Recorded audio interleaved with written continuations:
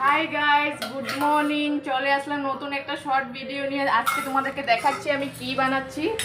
তো চলো দেখে নাও। এখানে ডালের বড়া করে এই যে কুমড়ের ডুগা দিয়ে, আলু দিয়ে, কাঁকরোল দিয়ে একটা তরকারি বানাচ্ছি।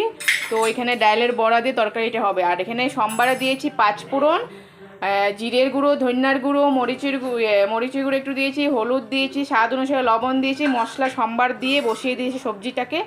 আর এখানে মসুরি ডাল বাটা করে বড়া করে নিয়েছি। এদিকে বড়া হচ্ছে, ওদিকে তরকারিটা কষাচ্ছি। যদি ভালো লাগে ভিডিওটা সাবস্ক্রাইব করো, লাইক করো, শেয়ার করো, কমেন্টে জানিও এরকম করে বড়ার তরকারি খেতে পারো। কুমড়ো ডুগা দিয়ে বড়ার ঝোল, কুমড়োর ডুগার ঝোল আর কি। তো দেখো বড়াটাকে একটু লাল লাল করে ভেজে নেব। তারপরে বড়া ভাজা হয়ে গেলে এটার মধ্যে দিয়ে দিব আর একটু ঝোল হবে। যদি ভালো লাগে টাটা।